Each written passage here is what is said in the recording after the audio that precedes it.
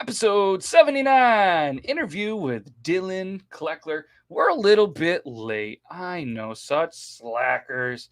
Late. We're having a little bit of some technical difficulties. This time we cannot blame Logan, though. StreamYard, thank you. You're absolutely amazing. But we're just having a little bit of some technical difficulties getting Dillon in here. He's going to continue to work on that, and we're going to continue to do this. So, for anybody that doesn't know, Dillon Cleckler, I feel bad for you. Just Google him. He is by far the toughest guest that we've ever had. And if any of the other guests or any of the other people on the show want to say that he's not any tougher, well, I want you to say it to his face, and we can see that big, beautiful man right backstage, so we know we're ready to go. And yeah, so obviously, guys, this is episode 79, and Dillon has a big fight coming up on the 30th, and we're going to talk all about that. And it's going to be round two. All right, something that a lot of his opponents don't usually make it to. And well, that's just me giving some jabs and trying to see how many boxing terms that I can get in there. And thankfully, there's no 10 count on us being late. But according to me, Laura was the first one here. So what's up, Laura, all the way from across the sea? We got that. Look at this amazing crew. We appreciate you. We got Liam, one of the most gorgeous white beards I've ever seen. And then we got Silky. What's up, Silky? I'm glad you made it. I hope everything is going well with you. And I hope everything is going well with all you amazing, amazing people. Yeah, that's what happened. Logan forgot. Well, Logan didn't forget the snacks. Logan forgot to get the snacks for a dude who's in training. Turns out, you can't have all this beef jerky and this top shelf liquor and ho-hos and all this. We got to stop because he is in training, so you can't put it in there. It's okay, Logan. What Dillon's eating backstage is actually it's hay and water. Yeah. And in Miami, maybe the hay is wrapped in I think they got a lot of good tacos or something down there. Fish. We're gonna say fish. Lots of fish. Sure. Lots of fish. So let's do the intro. And like I said, so we're gonna give Dillon a little more time. Like I said, we're having some technical difficulties. We're gonna get through it. Don't worry about it. We're gonna get through it. We're gonna run the intro. You'll see me and Logan, and then we'll get Dillon in here as soon as we have this figured out. So Logan, you ready? Yeah, I'm here. Yeah, he's good enough. Let's do it. All right. Let's do it. Yep.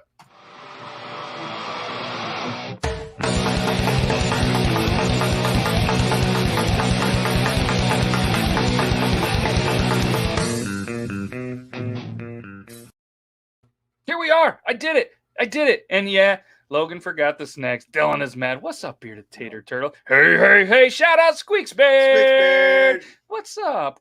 Oh, Nick was first. Hey, I just said, according to what I saw on the YouTubes through the StreamYard, that's what I saw. I saw Laura. So, all right, Nick's coming in hey, I was first. Joe Myers was first last week. I wonder why he wasn't first this week. Looks like Dillon's got it figured out. We're super excited.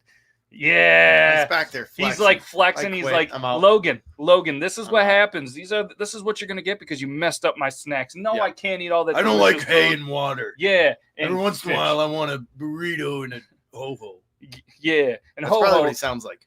I mean, he's already been on. I know, we know, but I think when he's mad, that's probably what he sounds like. Oh, I don't know. I would not like to see him mad. No, I'm a little scared. If you guys didn't see the intro work, tell me you're not a little bit intimidated by that and slightly turned on. Yeah. That's Dillon, Bad Boy Cleckler. Make sure, of course, you guys check him out. He's got the upcoming fight that we're going to talk about. And there's just so many cool things about this fight that I'm super excited to talk about. But obviously, guys, round two with Dillon. And before we do this, I'm not trying to set the mood a little sad or anything like that. But I do want to give a huge special shout out to Natalie Johnston, who might be the toughest person that I have seen, that I know, because she went through a kidney surgery today, kicked ass, and I'm super excited, that everything went well. So speedy recovery to Natalie. Make sure all you guys think about her. And, if you're into the whole praying and all of that stuff, keep her in your thoughts, keep her in your prayers. For a speedy recovery. She just, from what I'm told from Aaron, she absolutely kicked ass today. And there was an actual picture of the kidney, and it absolutely doesn't look like a kidney. It looks like some of Dillon's opponents back in the day. Ooh, and I'm super excited. Shout out to the medical staff that did a phenomenal job, to one of the, not only our friends, but the friends of the show and the Talking Beards Network. So shout out, Natalie. Speedy recovery. Natalie. Cheers, everybody, to Natalie. Speedy recovery. We love you guys. So, shout out to that. And just wanted to do that. So make sure you guys obviously keep in your thoughts and whatever else. Coffee. All right. So usually we would get into some news, but we don't have a news segment anymore. We're going to try to figure that out. And yeah, but either way, we're live on the Talking Beards Network. So what's up, Talking Beards Network? And you guys can check them out on their show with Scott and Aaron every Tuesday, 8 p.m. Eastern Standard Time. They have an amazing news guy, speaking of news, at least in my opinion. And yeah, they got something a little bit special every single week. So guys, show them some love. What we're going to do real quick, we're going to play a little video from one of our friends, and then Dylan is ready to go. We're going to bring him in. I hate to wait any longer. So let's do, all right, Logan, I'm going to let you pick A or B. Yes. Okay. Why Broday is better than toilet paper. You see, toilet paper just smears your poop all over the place and never leaves you with that successful wipe you're looking for. The Broday works just like a shower. It uses a clean stream of water to wash away all the poop from your bum, leaving you just needing to pat dry with a towel or some toilet paper. You can even control the pressure with just a twist of the knob, and it's even got a front wash for the ladies out there. If you're looking for a better alternative to toilet paper, you need to try the Broday.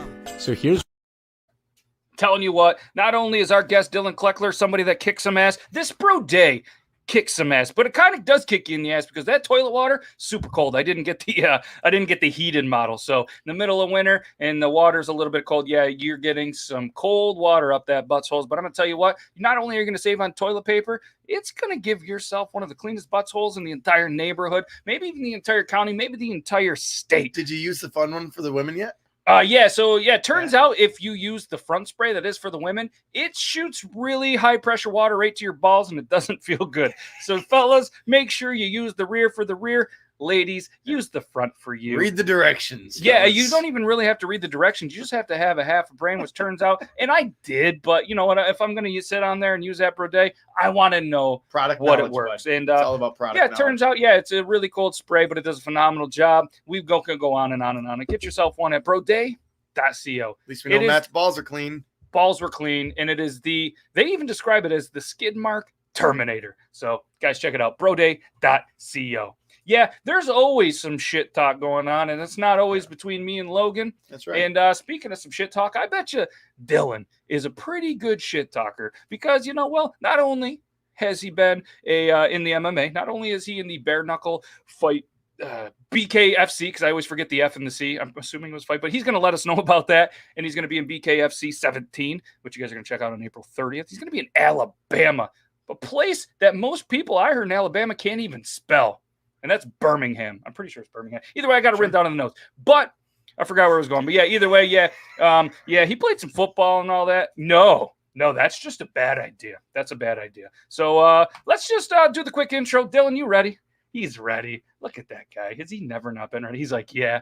He took a deep breath and he's like, he's thinking about that bidet. He's like, yes, why? He's like, he's I going. can do this. He's going to my trainer. Why don't I have one of these? Right, and right. we're gonna get you one, Dylan. Don't worry about that. I'd probably get him ready for the fight a little bit better, knowing that he's clean down there. Yeah. What are you saying? He's not clean down there? I don't know. I've never been down there. I'm just guessing. Oh, okay. Well, anyways, let's do this.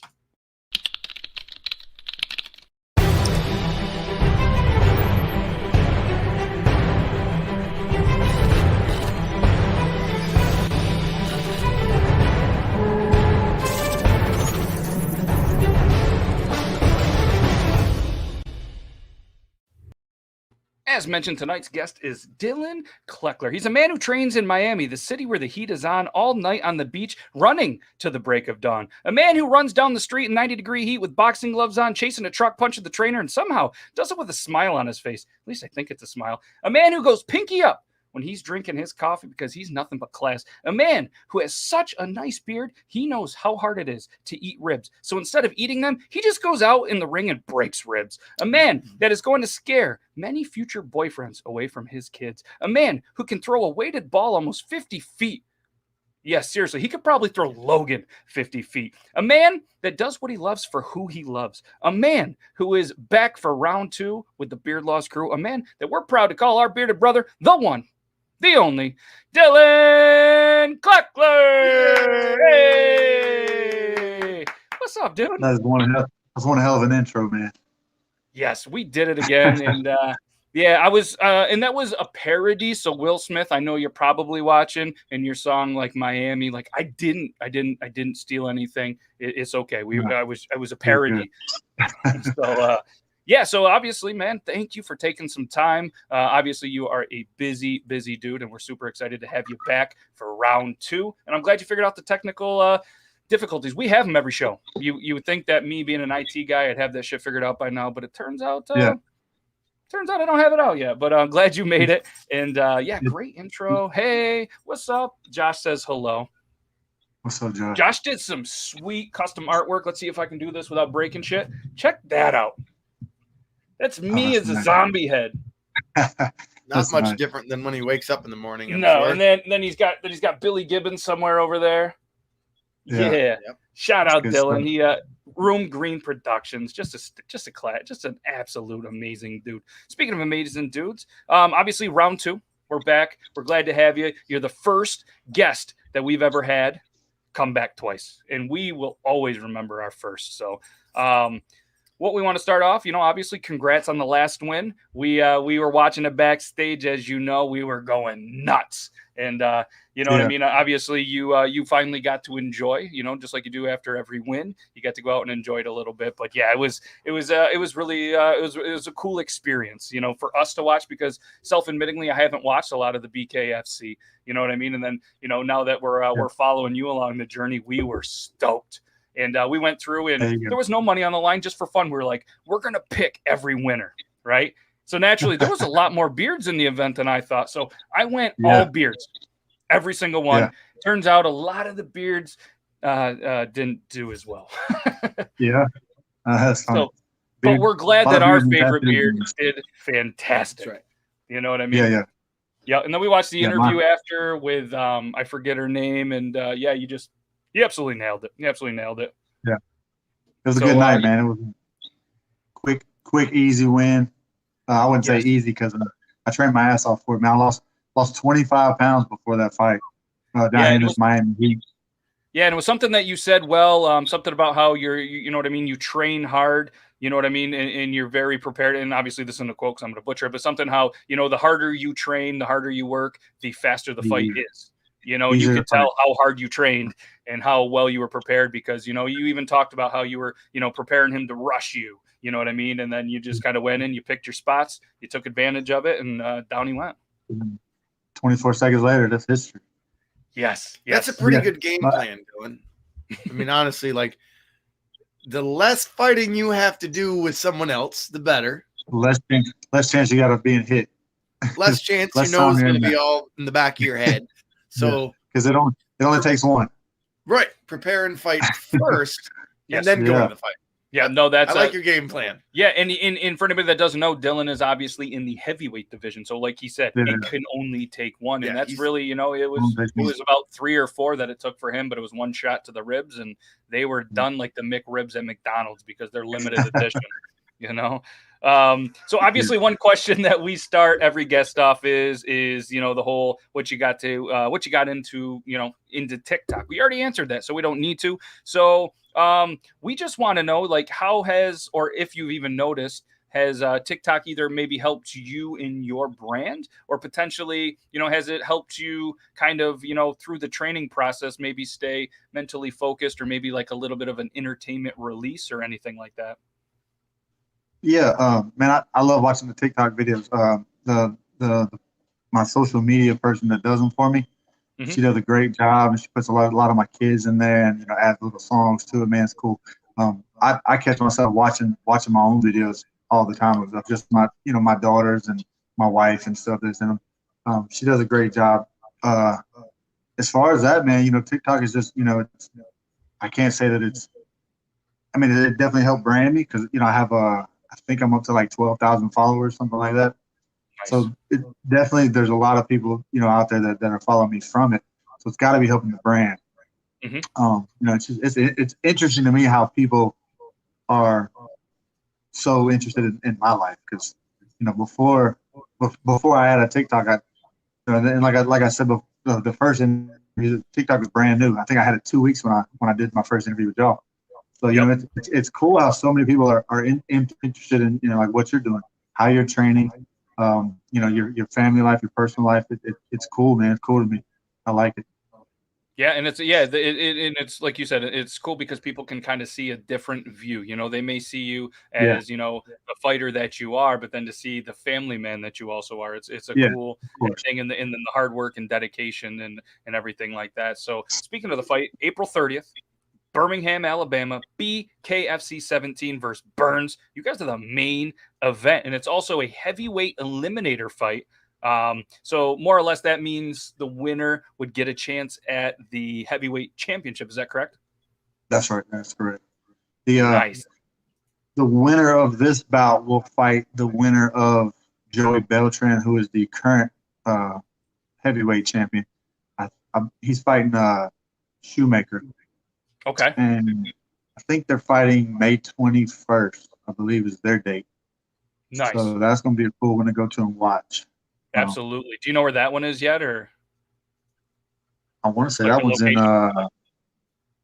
Miami, at the Dolphin Stadium in Miami. Oh wow, that's I wild. think it's the Hard Rock Stadium, yeah. So it's a big deal. Nice, It's a big that's event. cool. They're going to have a bunch of good fights on that card. Bunch of good. Nice. That'll be exciting. And then then we'll get to see who you get to take on in the heavyweight. I'm super excited. Absolutely. So obviously let's, you know what I mean? Obviously there's, the obvious answer, like it's going to mean everything. But what would you say, or how would you describe, like, what is it going to mean to get that title shot in the BKFC? Well, man, when I first jumped into this sport, I jumped into it with my trainer of 10 years. He was my best friend, my go-to guy. I did my first fight in Oxford, Mississippi with him. He passed away 2 days after that. He had a massive heart attack. When me and him started this, this was our goal, man, to get that belt. This was my big contract, my big break. And ever since that, man, it's like, things have just been lining themselves up in the right order. And to be honest with you, it's been, besides the hard work I put into it every day, which is all that's my part. That's what I do. Everything's just been put in front of me. And I've just been, it's out, I call it breadcrumbs. I'm just following the breadcrumbs, man. It's leading me down this path, and it's got me this far. And I don't feel like it stops with Burns. I feel like this is just another one to get me to where I want to be. I set out, man. I put in the work for it. I can't say I've ever trained this hard, and I can't say that I've ever been in this good of shape. I said this in my last fight. I said, this is the best shape I've ever been in. I'm actually in better shape now than I was then, so it's getting better. Yes. Just when I think I'm done, something happens, and then here I'm in a better situation. So I'm just gonna keep riding this wave, man, until it crashes with me. Yes, yeah, that's a good thing. Keep following those breadcrumbs, and it seems like you have a, you have a good, camp. You have a good crew. It's pretty cool, and like we kind of mentioned earlier in the TikToks, you even, you see a little bit of that. You see a little bit of some other people training with you. Some of the people in there, and it's a real cool thing. So one question I wanted to ask you too is, obviously there's some other fighters, and I was just curious, like, do you know Mike Richmond, who's also on the card? Because that dude has a pretty sweet stash. He's going against Marcel Stamps. I didn't know if you guys ever crossed paths or anything, but he's got a nice mustache. I've seen him before. Yeah, I've seen him before. I know you're talking about. Yeah, he does have a nice stash. yeah, it's nice, right? Like he reminds you of like those old school boxing movie. You know what I mean? Like the old school, just kind of mentality with the sweet curled up at the end. Yeah, and I am assuming that's what he's going for, but I'm gonna pick him in my for fun go to. Yeah, he's gonna be one. So, so one thing that I kind of saw, and you kind of hinted about it a little bit, was we got to see a little bit, whether it was through Instagram or any of the social medias, a little bit of kind of like your pre-fight routine. You know what I mean? So I just kind of wanted to say that, like, I don't think a lot of people really realize, what happens before the fights and like how you guys go, and there's a schedule, and because like we just see as viewers and fans, we see here's the card, Here's the fight, then the next fight, then the next fight. So I didn't know if you just kind of want to just talk a little, you're not into details or, give away anything, but just a little bit about, the lead up, the pre-fight stuff that, you kind of do behind the stage and behind the cameras and stuff, The professional part of it is trying to time up your warm up to when you go out. Yeah. Well, BKFC it's crazy backstage. You wouldn't believe how many people are actually in one locker room. So, and then they have catch fights, which a catch fight, if there's a fight that ends real early, they'll throw that catch fight in there, or if all the fights run in order, then they'll throw it in the very end. So you never know. They actually threw the catch fight in right before me. It was the two girls that actually they won fight of the night. They were actually absolutely killing each other in there. It went all 5 rounds. It was a war. That was the catch of the night. Yep. Yeah, that's cool. So like and that's curious, like, you know what I mean? Like, it's something that I've heard about, but I've never, got to talk to somebody about them. Like, that's an interesting concept. Like, I wonder how you go into your night as the catch fighter, you know what I mean? Yeah. And knowing that you're the catch fight, but if you catch your opponent right, then you might land yourself on a card, you know what I mean? Exactly. The girl that was in our corner, she warmed up from the moment we got there till she had to warmed up for at least 10 or 15 rounds before she actually went on. She didn't know when she was gonna go, so she just stayed warming up the whole time. And wow, I think that's a long day. And then it went into a 5-round fight. So man, if she would have had those extra 10 rounds in her win, she might have pulled that fight off. Who knows? She warmed up for hours. And then that's something you don't see. Yeah, that's something you don't see behind the scenes either. And you might think like, wow, this person is gassed. Well, no shit, they warmed up for 15 rounds. Yeah, yeah. She warmed up the entire from the moment she got backstage till she went out. She warmed up the entire time. Wow. So as you're running down the street, the preparation it's pretty simple. I mean, you get a light sweat rolling, then you sit down and kind of chill out for a minute. You get up, you work for another 2 or 3 minutes. You don't want to do too much. You don't want to do too little. You want to have a nice little sweat going. Stretch good. Make sure you're warm when you go out. There's really no secret to it. It's anybody who's done a couple fights has hopefully done it that way. But there's a lot of different opinions. You could probably ask 5 people and get 5 different answers. Some people think that you should be, warming up for 10 minutes right before and then go out. Some people think, it's tomato. It's whatever your trainer believes works for them, or whatever's worked for you in your past fights. It's a. So if I'm going to get in a fight with my wife, should I have a sweat built up, or should I calm down for 3 or 4 minutes before I go into the ring with her to get killed?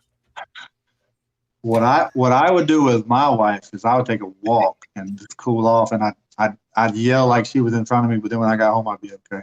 Because my wife would probably. Are you like me who yells at her when she's not there? Yeah, she's full-blooded Italian. His wife would pound him. Yeah.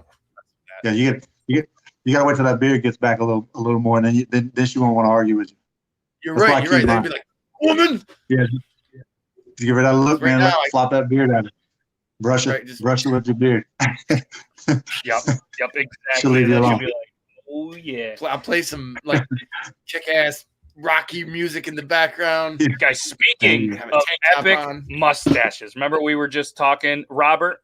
So obviously this is Dillon in the BKFC, and we were just talking about Mike Richmond in the old school. Robert Baker has one of the most epic. Well, he does have the most epic because he just won he's the 2020 Mustache National Champion.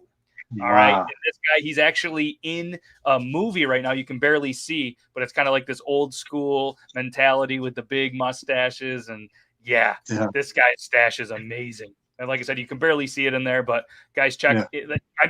I know, Robert, you're an amazing dude, but your stash is amazing too. And he's newer to the TikTok. Your stash is better. Yeah, in the TikTok, he's new to there, and he's done some cool things with there. So congrats. I haven't really talked with you, but congrats on getting into that movie and everything. I just had to throw it out there because it ties into the whole bare knuckle thing. So you're running down the street with boxing gloves, punching the trainer in the back of the truck. This is a thing they do when they're working out. I'd have to imagine you get some looks, you get some comments. What is one of the funniest thing that you can remember that somebody might have said as you were kind of running down the street as if you were, little Mike in Mike Tyson Punch-Out?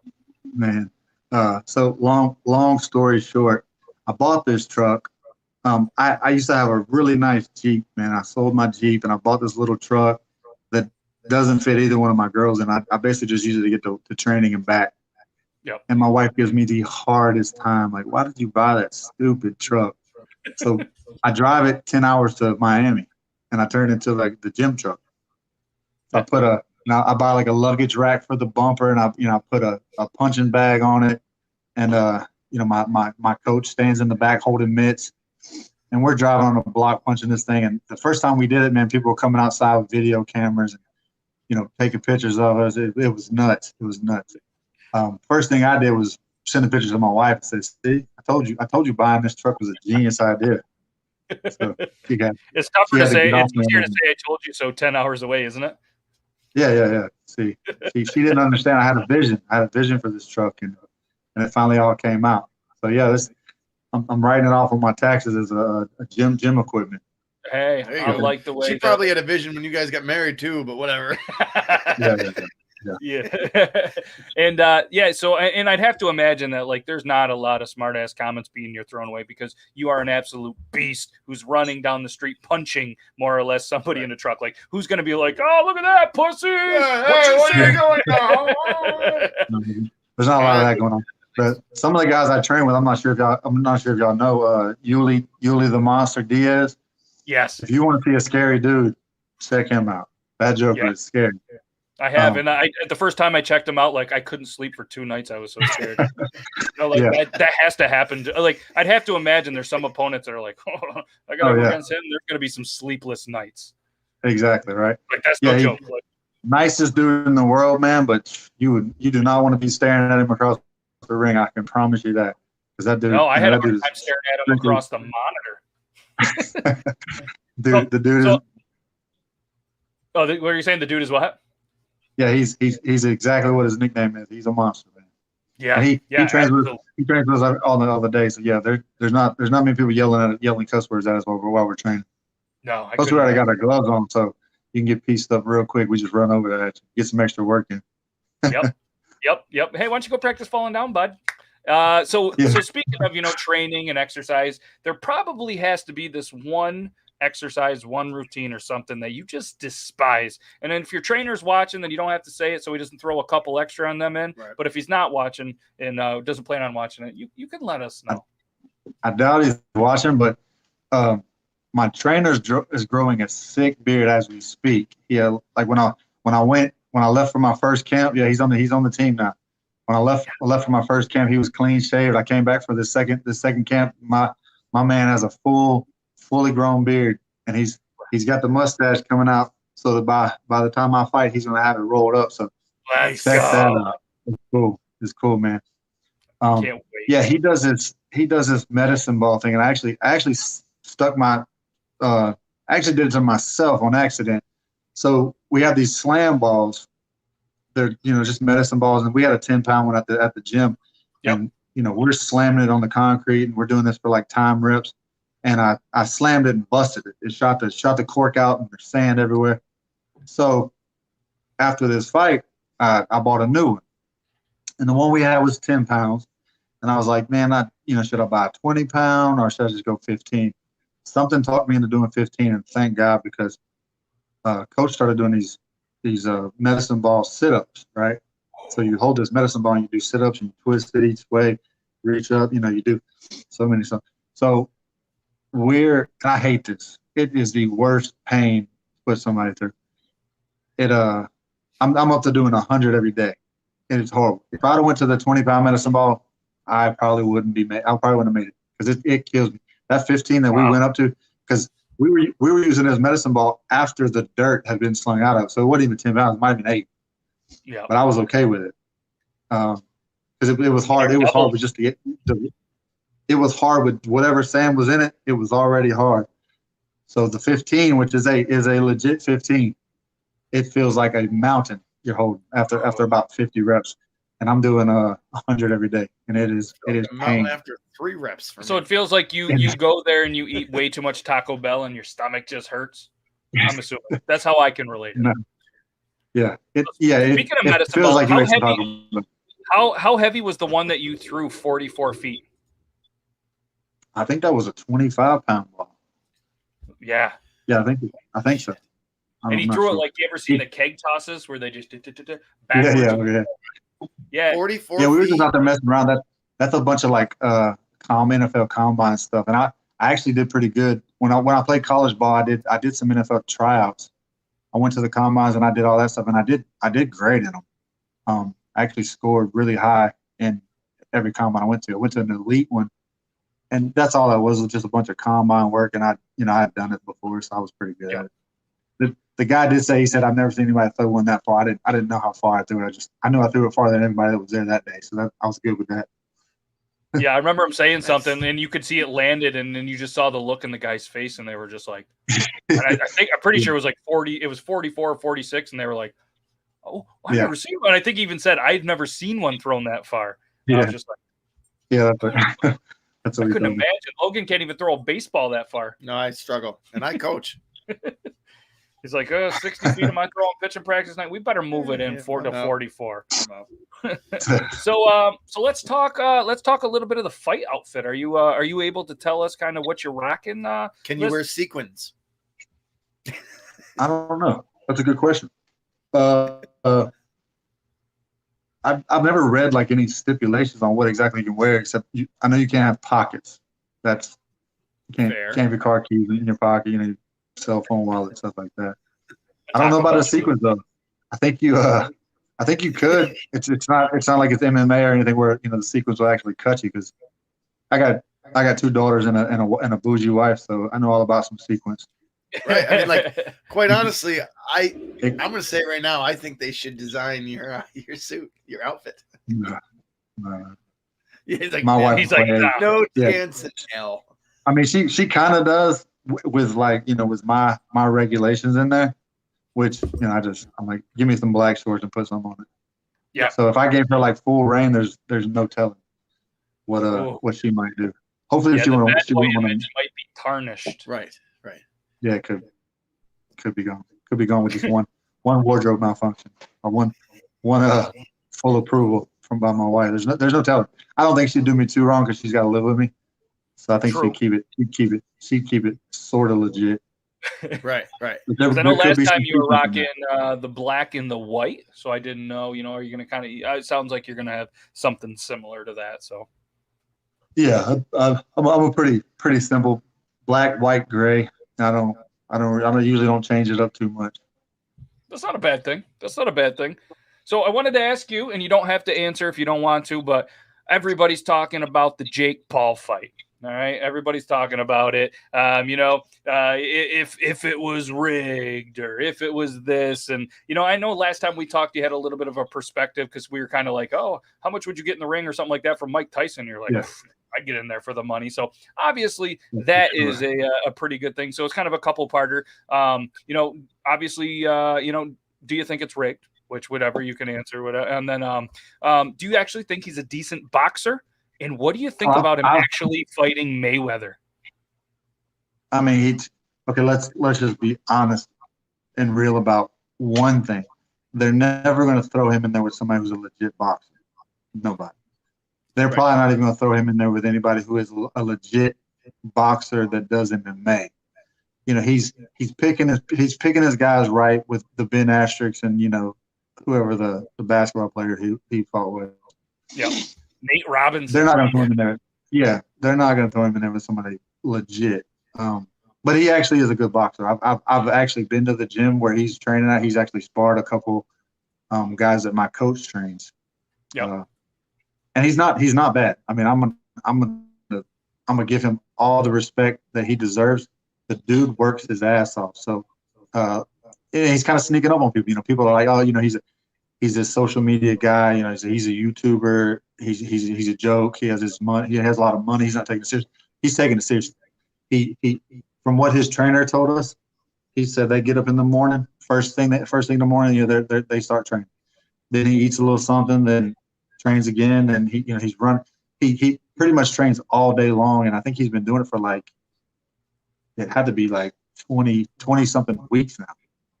The dude's taking it seriously. Yeah, and even to be a fighter, step in the ring with a they're professional athletes. Maybe they're not professional boxers. Like you're not a joke at this point. Even though a lot of people that are judging him are people that haven't ever stepped into a ring with him. You know, and that's not me. Like I'm not judging him. I'm a huge fan of the boxing and the fighting, but I've never been one to get in there. So that's why it was kind of cool to ask your perspective of it. But today, I think it was, or was it last night? They actually announced that him and Floyd Mayweather are supposed to have an exhibition match on June 5th with the stipulation that Mayweather can't break 160 and he has to be around 190. So they're going to give him 30 pounds. Well, let's say this. Could be you know, Paul will last about 3 rounds because Mayweather will just keep backing up like he did against Pacquiao anyways. Yeah, I don't know. At least for a little bit. Yeah, and I'd love to hear your take on that, hearing that. I don't know if you've heard of that or not, but yeah, there was something that they kicked around today or last night on social media. I wish they would let these guys like really go at it. Like I don't understand why they're paying them great money. And you know when Mayweather fought McGregor, you can't tell me Mayweather was trying to finish him. You know, he was making a show about it. You know, he wasn't right. When Tyson fought Roy Jones Jr., come on, man, that was y'all saw it. Yeah, if they weren't trying to hurt each other. They had like so technical against McGregor. He knew that if he stayed away from McGregor for 2 or 3 rounds, he'd win because McGregor would be tired. Yeah, but if Mayweather had actually went after him, there's a chance that McGregor was going to knock his ass out. Yeah, if he caught him, if he caught him with the right punch, which he shouldn't, but it happens. Yeah. And he knew. See, boxers are smart, man, and I'm just now putting my foot into like the boxing world. You get in the ring with a great boxer, and he will tire you out. He will run from you that whole time and let you punch yourself out. And they understand that there's no way that you can possibly train for that. That's just like a boxing secret. You know, if they run from you, you chase them. It takes more power out of you when you swing and miss than it does when you swing and hit. And they'll just make you miss until you tire up. And a good boxer will go in there with the mindset, and he'll outthink you. And next thing you know, you can't feel your arms, and he's killing. But I wish they would have I wish they would let these guys like really. I know the Jake Paul and Ben Askren thing that seemed legit. I don't know. Ben Askren seemed way too happy to get knocked out after the fight. They showed him like walking with his girl, and he's like smiling and laughing. He got $1 million for that fight. I would be smiling and laughing too, especially if I went out that quick. You know, he's going straight to the bank. Good for him. I don't know how legit it was. He looked like he didn't train a day in his life. He looked like he didn't even sit up to get out of bed. And he might not have. Yeah, just by the way he looked, man, he looked horrible. And so he obviously didn't train. Fighting. Yeah, and when he fought, they were showing clips of him fighting. Who was it? Dang, I thought about this earlier and I nailed who the guy was, but he was on the ground just getting smoked, man, ground and pounded. Who was this guy?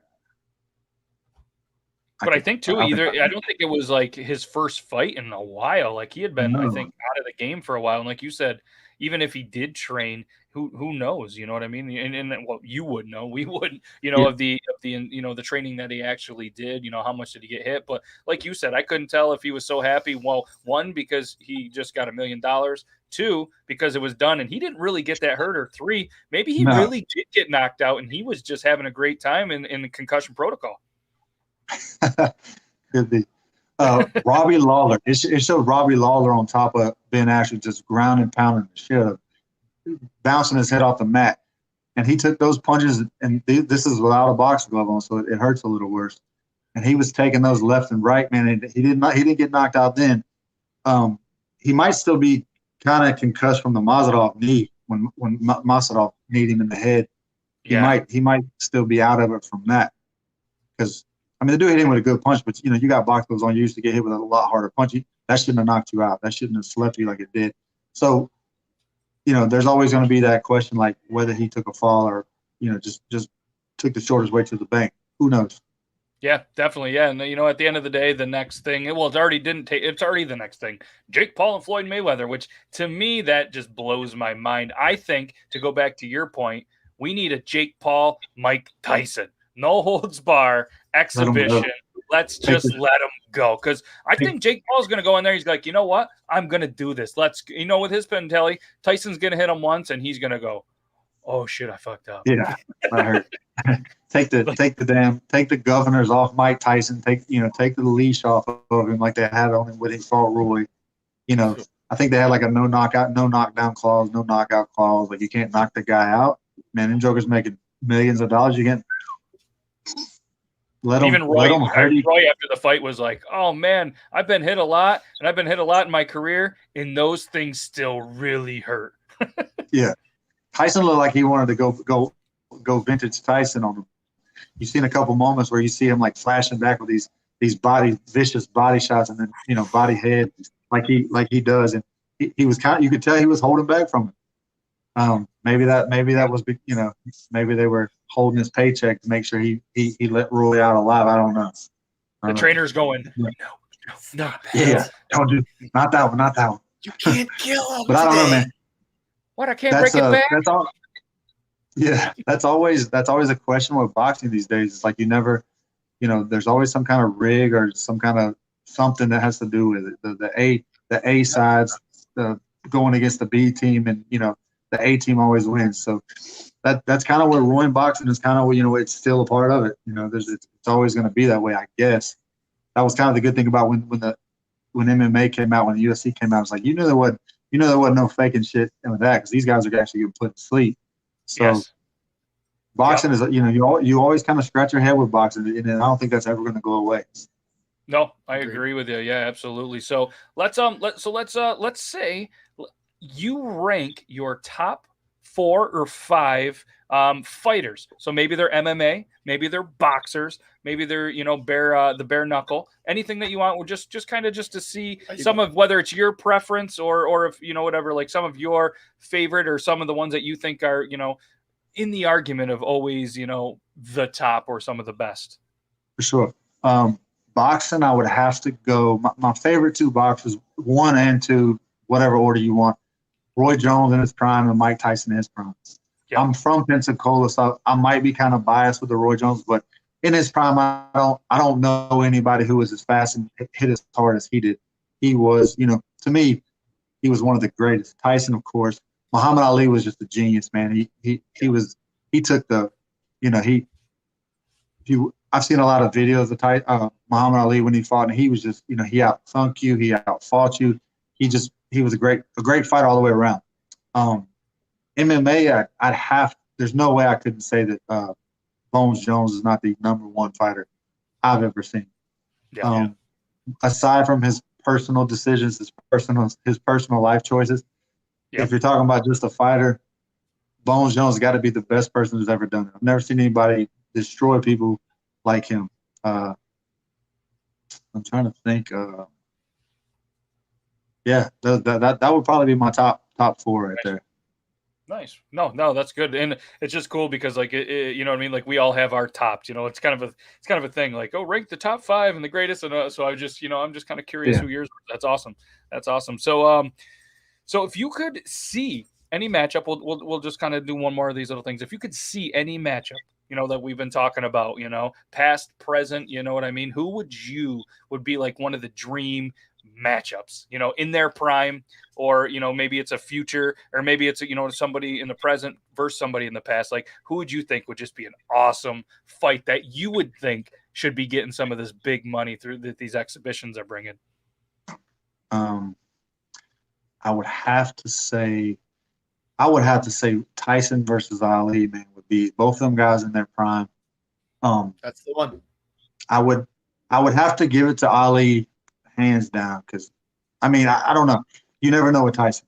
If Tyson gets, if he was when in his prime, you couldn't touch him with a jab, man. He was so elusive. He could get around that jab, and once he got to that body, son, he was gonna hurt you.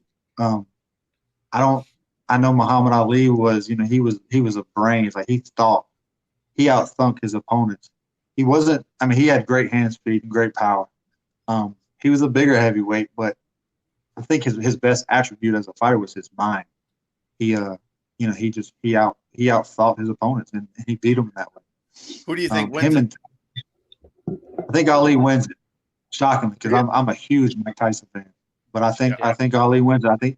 I think he keeps Tyson on the jab and he moves around and Tyson gets tired of chasing him and Muhammad Ali just puts him to bed after that.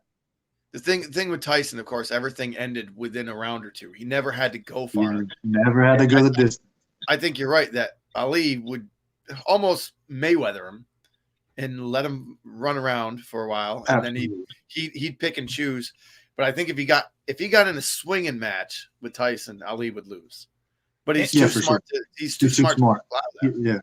And in the mental warfare, you know what I mean? Could you imagine Muhammad Ali these days with social media? How much he would just, you know what I mean? Like there would be so much of a mental, warfare that the opponents would already be at a disadvantage before he would drive a guy like Tyson crazy with his shenanigans because he was doing it back then and Tyson wasn't really he couldn't really handle it that well. I don't know if you remember some of his press conferences, but spelling and texting was really been his thing anyway. So yeah, he would lose it in those press conferences, and these guys weren't even close to the way Muhammad Ali was when he talked. He was a different level of it. Yeah, he was an actor, a comedian, a politician, an activist, and a fighter all in one. Like before he did it all. That's just who he was. Yeah. He could pull that off. No, yeah, absolutely smart. Very, very. A lot of people compare early Foreman to a bigger Mike Tyson, but I don't know. Yeah. I've never really seen too many videos of Foreman, except for when he fought Ali. And I can't really say that Foreman, when he was in his prime, was as good as Tyson was. I don't know. I couldn't say that. I think the footage doesn't allow our age to see that. If people saw him live, they can translate it. Like you watch an Ali fight, and it still almost looks slow motion, but it wasn't. It's just it's cut up. When you watch a Tyson fight or some of the newer stuff, I mean, the picture is so good. You can tell exactly where everything's going. Yeah, and the frame rates on the camera, you know what I mean, and all that stuff was so dated. Well, obviously because it was the times it was still good then, but yeah, no, that's a great point. Yeah, absolutely. So we started a little bit ago, a kind of a new segment. It's a rapid fire questions. All right. So just kind of for fun. So what I'm going to do is, this is going to be the fighter edition. So the first name or unnamed that pops in your head when I describe something, just throw it out there. It's just kind of for fun, just a rapid fire segment. So the first one obviously is and it can be MMA, boxing, any fighter, anything that you want to say out. Best beard. This beard of Roberto Duran. All right. Who is one of just the biggest? Like you think big and you're like, that dude is a monster. Bob Sapp. Huge. Okay. Hardest puncher. Bob Sapp was huge. Oh man. Butterbean, baby. Oh, Butterbean. Butterbean. Smartest. Ali, easy. Best dressed. Oh man, I gotta give it to Dante Wilder for his pre-fight walkout uniform. Yes, he put it all on the line with that one. yes. And best tattoos. Oh, best tattoos. I can't really think of anybody that has tattoos. Yeah, that was an odd one. It was just I'd because say go with yourself. Well, I'm just saying too, because both of you, and your opponent this week are both tattooed. So I was like, best tattoos. That's That's something my wife said to me when I first got involved in the VKSC. She said, "You got to get some more tattoos. These guys are killing you." I'm like, "I know. They got all kinds of stuff going on. My tattoos are Okay, if old. My I tattoos have to. before I had kids.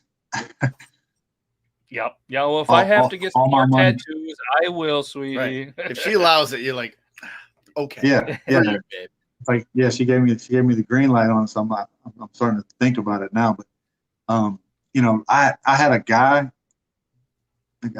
I didn't have very many tattoos when I started, but a friend of mine was like a tattoo artist. And when I first started doing the MMA, he was like, "Listen, man, every time you knock somebody out, I'm gonna give you a free session." So I was like, "Okay, I can do that." Man, I had like 16 knockouts in a row. This joker was tattooing me. Like that's literally where all my tattoos came from. And I mean, Awesome. I still tipped him, but he gave me all these were free pretty much. That's a cool dude. I tipped him for. I don't think he knew what he was getting himself into, or I didn't either. I mean, I had no idea, but it worked out. It worked out. No, that worked out. He moved out of town, so it all just kind of stopped. Yeah, it all kind of stopped for me. I wonder if he's got another fighter in the area that he is, and he has the same deal. Someone that sucks. He's like, "You win one, I'll give you two." Yeah. I doubt he struck a deal like that since me, because I had him working. I had him working when he didn't want to. You only make a mistake like that once. Yeah, you do that one time. Yeah, you would think so. So what's kind of one piece of advice that you might give kind of any, younger fighter, any fighter that, just might be looking to either better themselves or maybe kind of just jump into a similar career? The best advice I could give a fighter or just anybody in general, man, life is about timing. I feel like I'm living timing right now. Did I ever want to be fighting at my age? No, hell no. I thought I'd be way over this shit by now. Everything's starting to work out, because my timing finally matched up. If you would have sent me to Miami when I first started fighting MMA, when I was, I started when I was 28. If you would have sent me to Miami to train when I was that age, the last thing I would have done would have been training. Probably would have went to jail somewhere around here. Like it wasn't right. It wasn't. My timing was not all. I actually moved to Miami a long time ago, and it didn't last very long. For obvious, I tore my hamstring. I had to go back home. Yeah. Which was the injury that I had to take off. Basically stop fighting for. Timing is in life, in every aspect of life. It's not about what you think or when you think it's supposed to happen, man. It's just whether you believe in karma, God, Jesus, whatever it is you might believe in, it's gonna happen when it's supposed to, not when you think it's supposed to, when it's supposed to happen. I got a family now. I'm married. I got 2 kids that I love, and I could never be more grounded than I am right now. All I do is train. All I do is train, and all I want to do is sleep. So there's no partying. There's no getting sideways for me. I'm on the grind. This is my moment. This is my time. It all just kind of happened like that. Yeah, it's awesome. A lot of young people try to force things. Like I know I did when I was younger. I wanted things to happen right away, and now I got to do something today to do it. Take your time, man. Do everything that you can do, and don't try not to force stuff, because forcing things can lead you down the wrong path. We've all been there. Yeah.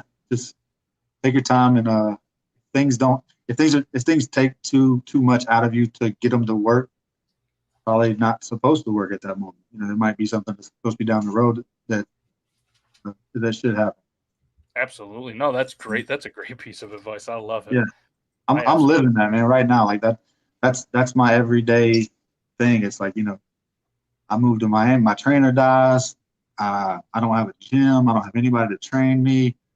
I meet a Hall of Fame boxing coach, and I just joined a bare knuckle boxing organization.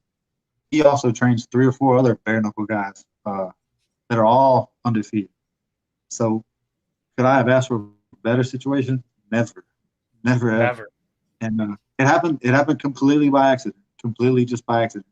Somebody set me up my wife actually set me up a personal, my manager called me one morning and said, "Hey, I set you up a personal training with this Hall of Fame coach." He tells me 30 minutes before I have to be there. I'm still in bed. This joker woke me up with this. I am so mad. I'm cussing my wife, not cussing her out, but I'm yelling at her. I'm like, I told you not to call him. I told you not to talk to him. Now he has us running around looking stupid. I'm going to train with this Hall of Fame boxing coach, and I'm about to show up late. And one of my biggest pet peeves is being late to stuff. I wasn't in the army or anything, but I played college football, and we always had to be early. If you showed up 10 minutes early, you were late.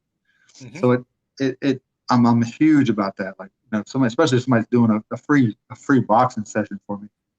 I don't want to show up late on your clock that you're giving me a free session. So I was pissed, and I told her, I said, I'm not going. I'm just not going to go. And she talked me out of it, and I went.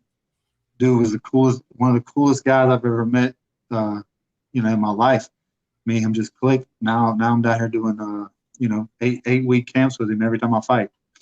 Awesome. It's weird how stuff like that just falls together. Because I was dead. Yeah, I was dead set on not going. I told her, I said, I ain't going. I ain't gonna show up late for this man. My manager should let me know ahead of time. Blah blah blah. I was pissed. Ended up going. I got there on time actually, which was weird because I jumped out of bed with 30 minutes to get there. And I'm not from Miami. Don't know nothing about Miami. I'm MapQuest and everything. I actually got there on time. He showed up like an hour late. That's perfect. Well, my manager told me a time, and then he told him a different time. So he was on time, just a different time. Yeah, it's crazy. But yeah, it worked out, man. And I couldn't be in a better situation. And like I said, it's just all falling into place for me. So I'm looking forward to April 30th. The last fight I did was the first camp that I had with Commander Zero, my coach, Orlando Cuellar. And it lasted 24 seconds. I didn't really get a chance to show anything that I've learned, which I'm okay with. And I'll be okay with that if it happens again in this fight and I don't get to show anything at all. But, I didn't really get to show all the stuff that I've learned, how I've improved as a fighter. April 30th, man, I feel like Burns is a tough guy. He's going to last a little bit longer than the last guy. Yep. And I'll be able to showcase a lot how I've grown as a fighter, what I've learned, because me training myself, yeah, it's great. It's good if you don't have to show your whole skill set and you keep adding to it every fight. Absolutely. Like that's fantastic. Because when I did my first one, I basically me and a good buddy of mine from Pensacola, we just kind of did what we thought. We didn't. There was no secret to it. There was just we watched a couple of videos of this guy and we said, hey, we think he's going to do this. Neither one of us knew anything about boxing at all. We just after we talked last time, I did a little quick research on Cuellar, your trainer. Yeah. And it was pretty interesting stuff. Like it lists some people.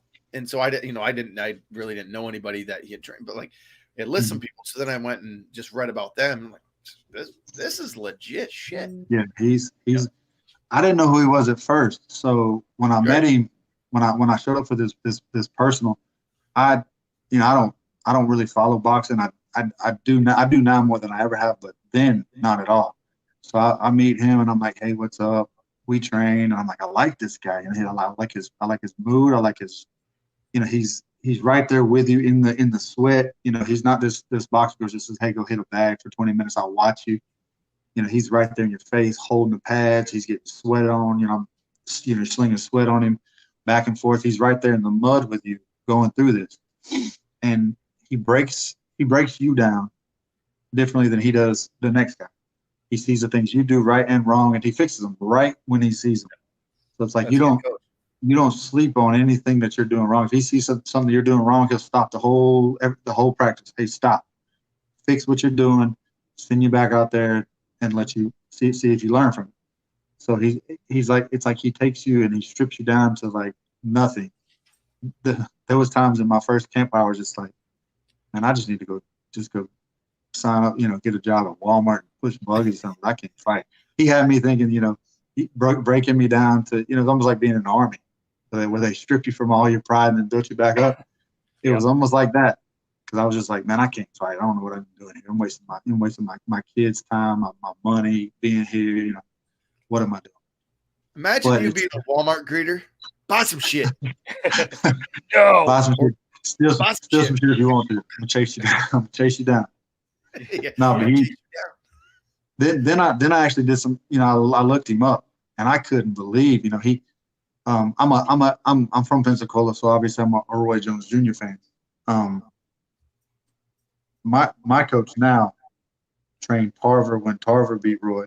He trained Glenn Johnson when Glenn Johnson beat Roy, and these are all in Roy's pretty much his prime. Yeah.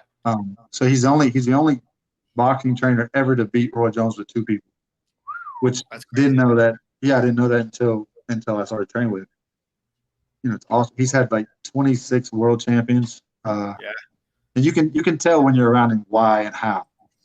Because he's a mastermind. He's one of those people that you just see and he's thinking of stuff before he even gets close to telling you what it is.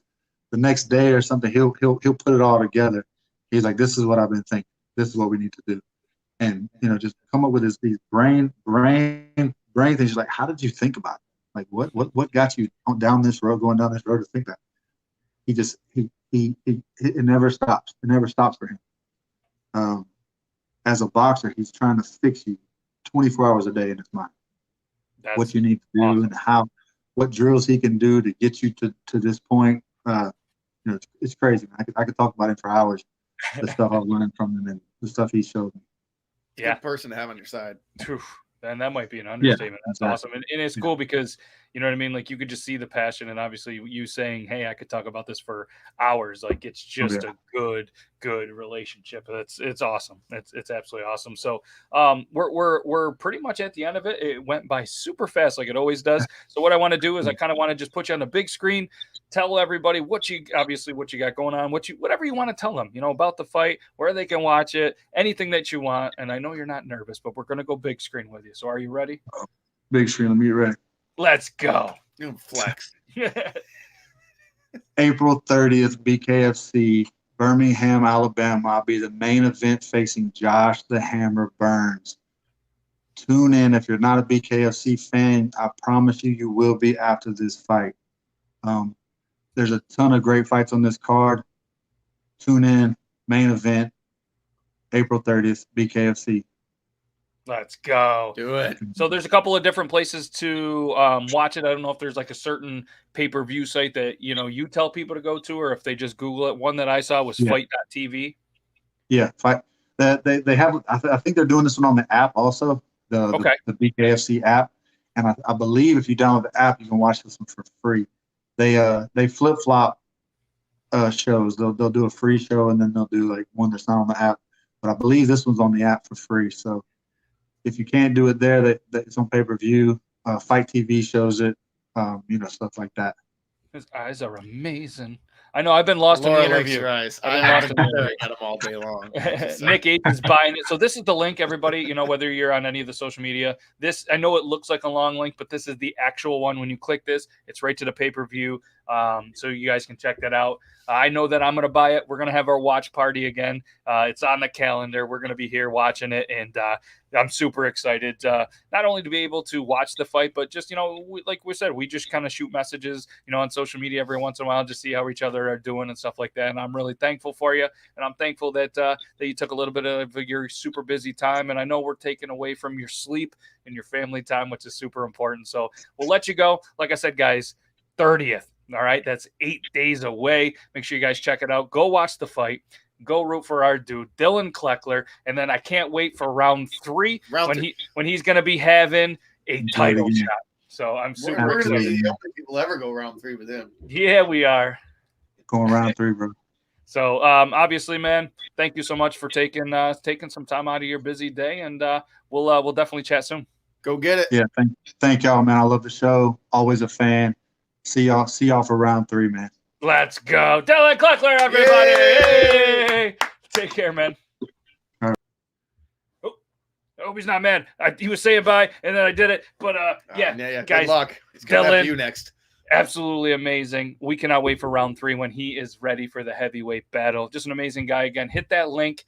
Go watch it. Fight.tv. Then there's even, the big button that just says pay-per-view, or obviously download the app. You can potentially watch it on there, but who wants to watch it on a phone when you can watch it on your computer, your TV, or anywhere else? Right. So thank you, Dillon, for taking some of the busy time. It's just cool. It's just a world that, you know what I mean, I've never been a part of, and it's cool to kind of get the behind the scenes, and just an amazing guy. What a gentleman. What a gentleman. Like, yes. This dude he's legit.